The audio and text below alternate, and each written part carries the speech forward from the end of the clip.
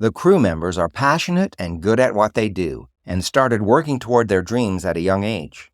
Today we talk with Kenzie, Ruby, and Bree about wardrobe, hair, and makeup as we continue our series of short bonus episodes on location from the set of Empty Nets. This is the Faith and Family Filmmakers Podcast, helping filmmakers who share a Christian worldview stay in touch, informed, and inspired. Quiet on set. Rolling. Your hosts, Jeffrey and Jacqueline Witt. Hey, this is Geoff with the Faith and Family Filmmakers Podcast on the set of Empty Nets, and we're talking with some young filmmakers again today in various stages of studying film, various degrees of experience on set, and it's been a pleasure working with so many great, talented people, regardless of age and degree of experience. Nathan knows how to pull it all together. Right now, we're going to be talking with Ruby, Kenzie, and Bree. Hello. Hi. It's been fun working with you, and thanks for taking some time to talk with us. Let's start with Ruby. Tell us about your experience and what has led you to being here this week. Yeah, so my name is Ruby Rogers. I'm still in high school. I've always loved performing and being in the world of theater and film. I met Nathan probably about 3 years ago, and he was one of my teachers. I did multiple classes with him, from making a short film that he helped me with, all sorts of different things. He brought me onto this to be Bree's assistant, our makeup artist. I love makeup. I'm in the process of getting my license for it and doing that as a job, which is definitely a big passion of mine. Cool. So you were a part of the school that Nathan teaches at is kind of a homeschooling co-op type of thing. How would you describe it? Yeah, so it's a hybrid private school. Okay. Depends on how many classes you take. I'm a full-time student, so I do online stuff with him, with all sorts of different teachers. He no longer works there. Okay. But he taught once a week, so I took a few of his film classes a while ago. Cool. Yeah. And Kenzie, Hi. tell us about yourself and your experiences that led up to here. Yeah, I'm Kenzie Harris. I primarily work in wardrobe, wardrobe design, wardrobe supervision when I'm on set. I've been doing it for about, 12 or 13 years now. I started when I was in high school, the year before I graduated. It wasn't my main passion at the time, but it was something I enjoyed doing as a hobby, and I got asked to do it for theater. Graduated, went and studied something completely different, but it remained a passion that God just kind of opened doors to, and as I continued to do it, it moved from the theater scene to the film industry, and so in the past probably 5 or 6 years, I worked on different sets, and I switched entirely over to working in film primarily.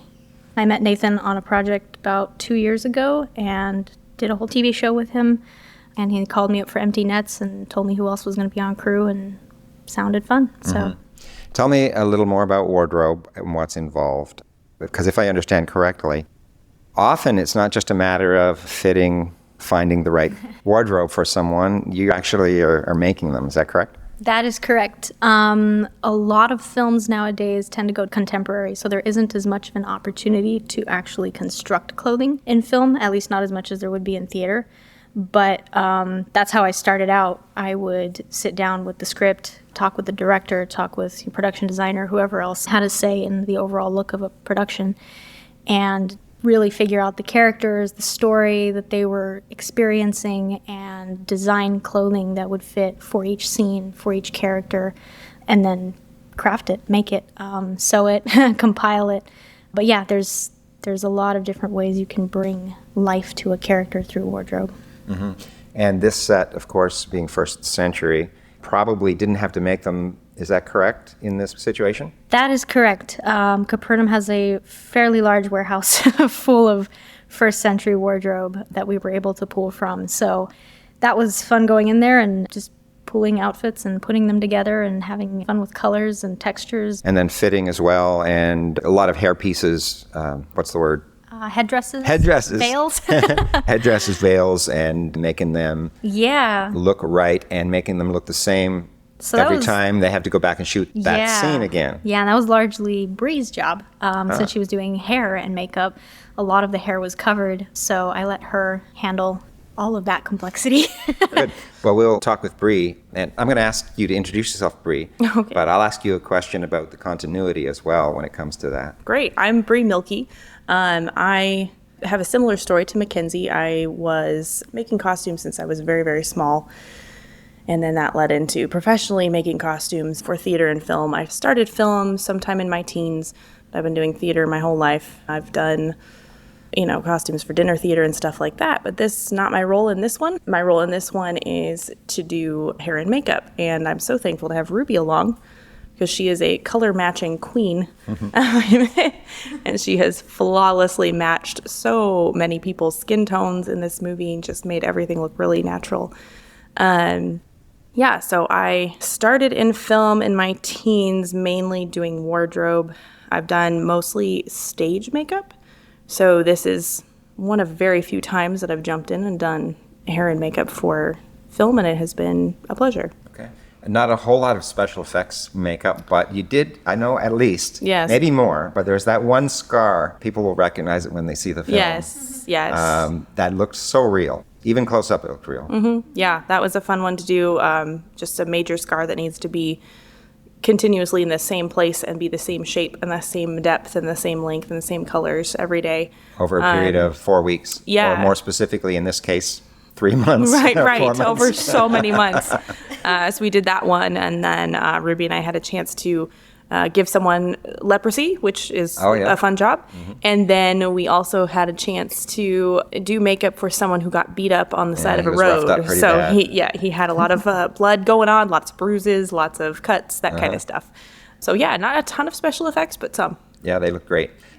We mentioned continuity, or I mentioned it a few minutes ago. So you're taking pictures when you do a scene. Yes. Tell us what's involved with that.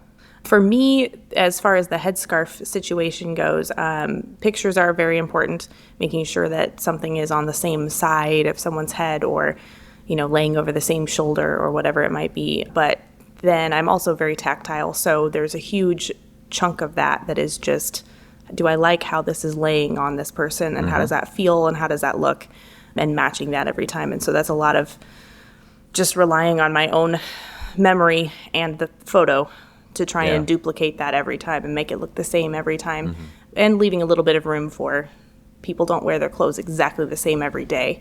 Right. So if it's a different day, then we can be slightly different with it, just like you would today. But sometimes, of course, we do go back and film a scene or a part of a scene that has to be picked up or cut in, and you're dressing them on a completely different film day, even though it's the same day in the story. Yes.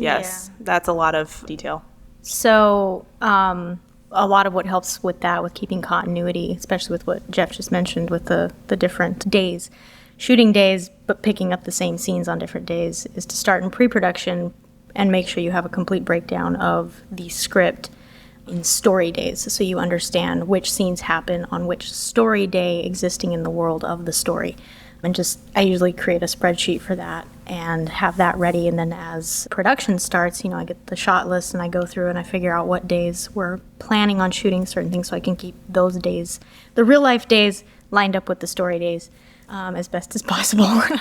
And then just keeping track of continuity photos, dropping those in the spreadsheet, and making sure that other people on the team, like Bree or Ruby, hair and makeup, and really anyone else that needs it, can refer to those to make sure that all of the pieces, everything that they're wearing, everything that's on them, matches the day that they are in for the scene that they are in. Cool.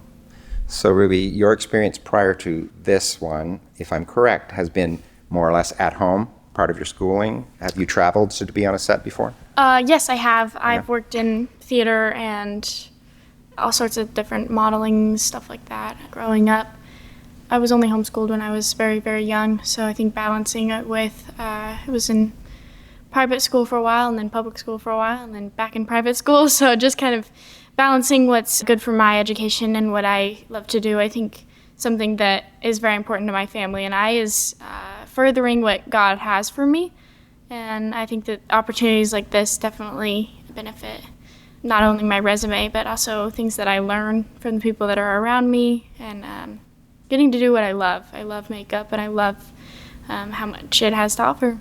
Yeah, so makeup is kind of your goal in the industry? Yes, goal is definitely to work more towards modeling jobs. I love doing makeup for photo shoots, makeup for runways, things like that. Definitely, I love doing that. One of my favorite things is I love working weddings. I love doing bridesmaids and stuff like that. So super fun. Cool. So if Nathan is hoping to do the premiere at Content in September, and I'd love to see that happen because I will be here, how many of you are going to make it? I wish I knew. Unfortunately, film is by nature so up in the air. I'm already waiting on some things that will be right over Content. So it's going to be, up to the Lord whether he opens the door for a film project or whether I have some downtime and I can come back out to Capernaum. Okay. That's definitely up in the air at the moment. So Yeah, I guess if you're hired for a film project, then Right. you're on that film project. yes, and you can't get away. Yeah, pretty similar answer. I may or may not be out in Texas in September. If I am and I'm able to come, I will try, but very similar answer. I may also be working on another set or something else. Yeah. Well, it's been a pleasure getting to know you. We've certainly had fun here as a family on this small set and being housed here on location. Having no commute is amazing. Yeah. Yeah, Yep. A couple steps down and we're there. Yep. more than a couple, but Yeah. Well, Thanks so much for taking the time to talk with me, and look forward to working with you again. That's awesome. awesome. Thank you so much. Thank you. Bye-bye.